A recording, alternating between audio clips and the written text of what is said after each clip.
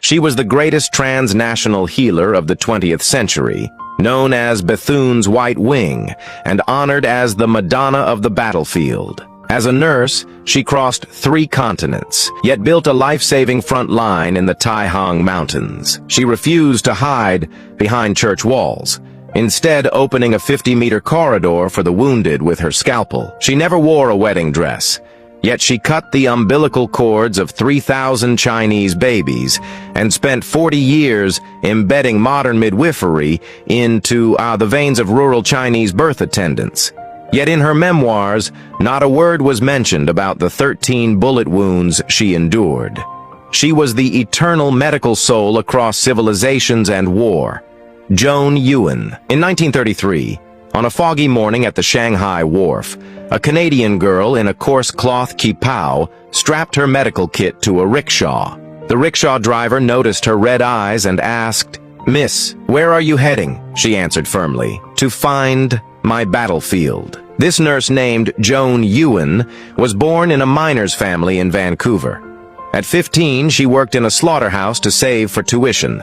At 20, she arrived in China with a nursing certificate. She met Norman Bethune in a church hospital. On the night Nanjing fell, he was at his busiest, cutting gauze into strips, soaking them in salt water, and telling the wounded to change their dressings themselves. If the city falls, before he could finish, explosions shattered the operating room's windows. In 1938, she followed Bethune north. Snow from the Taihang Mountains seeped through the soles of her cloth shoes. She invented the Kang bed disinfection method, using red-hot Japanese shell casings to sterilize surgical instruments. Once, while evacuating the wounded during an air raid, she threw herself over the stretcher as a human shield. Splinters pierced her back, but she smiled and comforted a young soldier. Saves on acupuncture fees.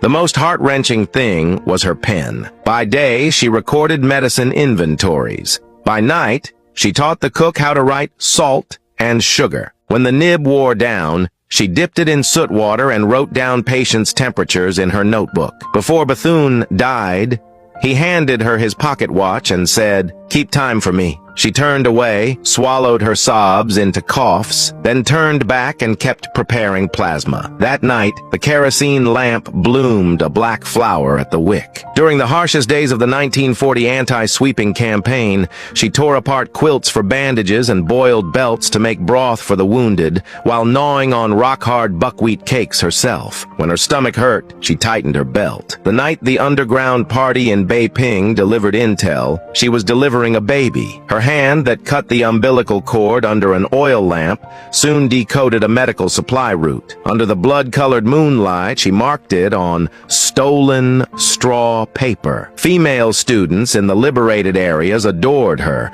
learning both first aid and hairstyling. She cut up emergency manuals into pocketbooks, drawing cartoons on each page.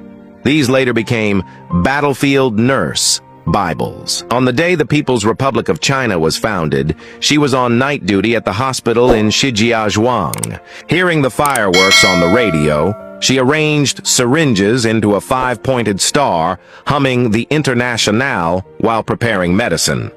During the Cultural Revolution, she was locked up in a cowshed and wrote her memoirs with red medicine on her undershirt, when the guards confiscated and tore her manuscripts. They later found she had woven medical models with hay. In the late autumn of 1997, nurses found a yellowed party membership form in her bedside drawer. In the photo, the girl in Lenin clothes still had the same clear gaze as 64 years ago. In her final days, she often murmured in her sleep, "Not enough gauze." At the moment her monitor flatlined, all the white magnolias outside the window suddenly bloomed, like countless hands holding up cotton swabs. At her funeral, a limping old man came, holding the premature baby she delivered in 1942, now a thoracic surgeon. Wrapped in red cloth as party dues was a hemostat made from a bullet shell. Even now, In the rescue wall crevices of Yangquan Hospital, emergency kits she once hid can still be found. The faded gauze remains folded in her taut textbook style, glowing quietly in a glass case. On International Nurses' Day, volunteers often don recreated coarse cloth uniforms and retrace her aid routes in the Taihang Mountains. In their baskets still rests her invention, trauma decibel cards. If you wish to use English short stories to learn English, I recommend you read this set of books. It contains numerous stories and essays, which should assist you in learning more effectively.